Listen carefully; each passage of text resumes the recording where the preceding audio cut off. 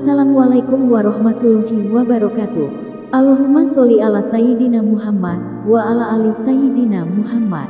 Pemirsa yang dirahmati Allah, marilah kita simak ceramah dari Ustadz Adi Hidayat dengan tema semakin sering seorang hamba sholat, semakin dekat dengan pertolongan Allah. Sebelumnya marilah kita perbanyak sholawat minimal 1000 kali sehari, agar hidup kita penuh barokah dan mendapatkan syafaat kelak. Jangan lupa dukung kami dengan memberikan super thanks seikhlasnya. Marilah kita doakan agar Ustadz Adi Hidayat sekeluarga diberikan kesehatan dan kebahagiaan dunia dan akhirat. Amin ya robbal alamin. Quran surah kedua ayat 143, lihat di pertengahan. Wa ma kana Allahu liyudhi'a imanakum. Jika ada hamba siapapun menunaikan salat, aku nggak akan sia-siakan salat yang dilakukan dengan imannya itu. Maksudnya apa? Akan dibalas, diberikan perhatian sesuai dengan kadar salatnya. Disebut dengan iman. Dan yang paling dahsyat, ketika seseorang salat menghamba, kan gerakannya ruku, sujud, menghamba kan? Maka naik statusnya dari sekedar manusia biasa menjadi abdun. Teman-teman, ini rahasia besarnya.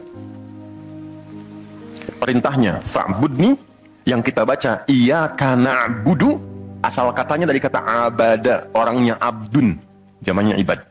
Dan tidak pernah disebutkan dalam Quran kata abdun kecuali untuk mengangkat derajat hamba di hadapan Allah.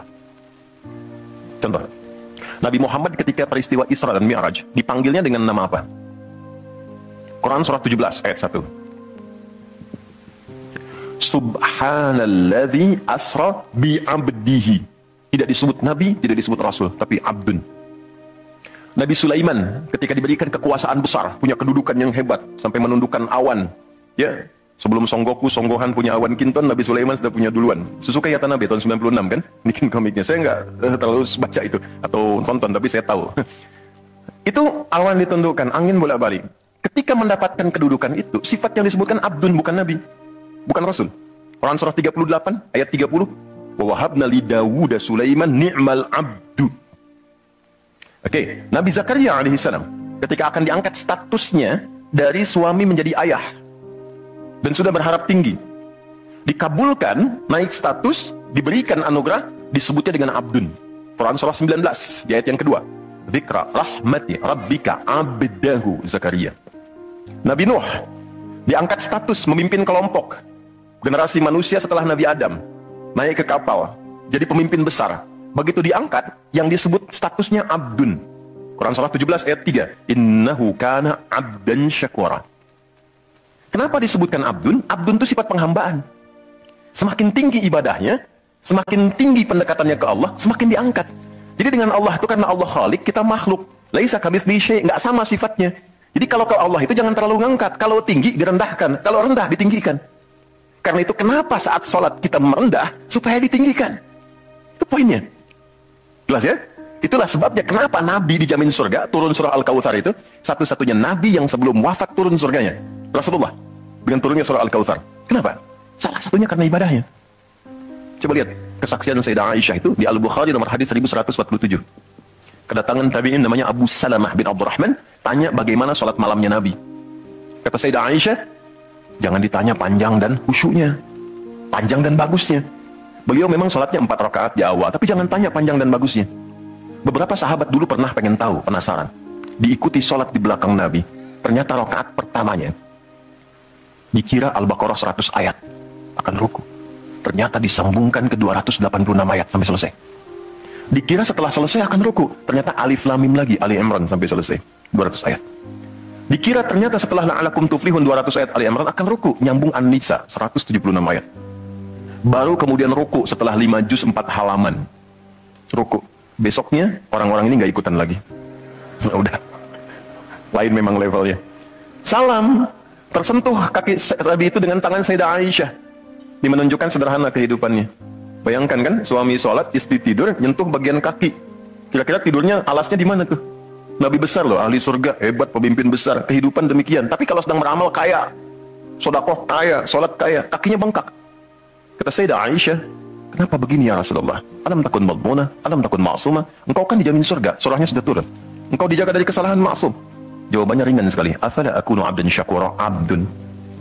Apa nggak boleh aku menjadi hamba yang bersyukur? Ternyata syukur itu kalau dulu para nabi itu pakai ibadah. Jadi kalau dapat nikmat nih teman-teman, ini rahasia hari ini ya, di antara kita saja ya. Karena saya nggak bagi di yang lain ya, cuma di sini nih. Ya. Para nabi itu, kalau mereka dapat nikmat apapun, itu yang dilakukan syukur. Dan syukurnya lewat ibadah. Contoh, biasa kan suka hadir ulang tahun ya, masuk ulang tahun kesekian. Nabi tiba-tiba hari Senin puasa. Ditanya oleh sahabat, ya Rasulullah kenapa puasa? Kata Nabi, ini hari lahirku. Jadi mensyukuri nikmat kelahiran dari waktu yang telah berjalan, itu pakai ibadah. Begitu dapat anugerah surga, turun Al-Kautsar, malah diminta ibadah oleh Allah. Inna a'tainakal. Setelah itu apa? Fasholli li rabbika. Tingkatkan sholat, tambahkan amal lewat harta. Jadi jaminan surga itu bukan menghentikan amal soleh. Anda sukses dengan pekerjaan, bukan berarti menjadikan hubungan Anda terputus dengan Allah. Yang paling aneh kan, Allah udah ngasih rezeki banyak, kok dipakai maksiat hasilnya? Allah kasih Anda minta, Allah kasih. Tapi begitu dikasih, kenapa dipakai untuk mabuk? Kenapa dipakai untuk maksiat? Kenapa dipakai untuk membeli sesuatu yang Allah nggak sukai? Kan ada perjuangan mendapatkan itu. Makanya dibalik caranya, ketika Anda menghamba, menunduk, Allah mengangkat. Tapi kalau Anda mengangkat, Allah turunkan serendah-rendahnya. Jadi rumus pertama. Jadi ternyata ketika kita diminta menghamba dalam sholat, itu adalah jembatan pertama bagi Allah untuk mengangkat kita dengan derajat tertinggi. Paham? Oke, satu. Jadi kalau ke anak-anak begini kalau tanya, Mah kenapa sih harus sholat? Supaya kamu jadi hebat. Gitu. Kok bisa? Lihat Umar. Sebelum sholat, orang biasa. Kerjanya begini, cuman jalan-jalan, mabuk dan sebagainya. Tapi setelah sholat, dia jadi pemimpin yang sangat hebat. Dia hafal sekian bahasa. Dia dirikan sekolah-sekolah. Pemikirannya hebat, tangguh orangnya. Di mana-mana dikagumi. Itu. Kalau ada karyawan Anda bertanya, kenapa Pak harus sholat? Supaya kita makin sukses proyeknya. Makin banyak omsetnya. Coba lihat Abdurrahman bin Auf. Bukankah sebelum dia sholat dia kaya tapi biasa, malah hilang kekayaannya. Tapi setelah dia sholat dan dia praktekkan makna-makna dalam sholat, meningkat level kekayaannya sampai yang ketiga tertinggi. Dari kaya banget, kebangetan kayanya. Kapaknya terbuat dari emas kan? Abdurrahman bin Auf. Itu setelah sholat. Itu viral sekali kisahnya. Ya? Ya, jadi ini bagian pertama. Jadi ketika ada panggilan hayya 'alas shalah, atas sejak Allahu Akbar, rasakan panggilan itu ingin mengangkat derajat kita. Jadi kalau panggilan sholat itu dipahami sebagai hanya tuntutan ibadah, nanti jadi beban. Allahu Akbar, sing ngantuk ya Allah. Tapi ketika Anda sudah merencanakan, kan malamnya kita bikin kurikulum, kan kegiatan kita tuh nyambung. Malamnya istighfar, menyiapkan kurikulum untuk besok. Istighfar itu mengoreksi yang belum bagus apa hari sebelumnya. Katanya pengen ke surga, surganya Firdaus, tapi sholatnya masih bolong-bolong. Baca Quran belum maksimal, sedekah belum ada. Kita koreksi besok rencanakan. Saya pengen sholat di tempat ini. Besoknya saya akan misalnya mengerjakan ini, capaiannya ini. Bikin kurikulum A sampai Z. Begitu kita bangun tidur, dipanggil. Allahu Akbar. Yang kita siapkan itu tadi, rencana. Dibawa menghadap Allah, minta kemudahan.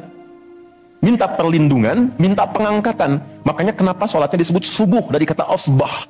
Sesuatu yang sudah siap dengan rencana. Wasubhi idza tanaffas. Quran surah 81 ayat 18. Di orang Islam itu bangun dari tidur, dia sudah punya rencana yang mau dia siapkan ke depan apa. Jadi nggak ada ceritanya ke depan bingung. Jam 7 mau kerjakan apa, 9 ada di mana. Rencana itu dibawa menghadap Allah. Dalam sholatlah kita mintakan kemudahan. Itulah pengantar pengangkat derajat. Jadi ketika azan berbunyi kalimatnya Allahu Akbar, ini peluang saya.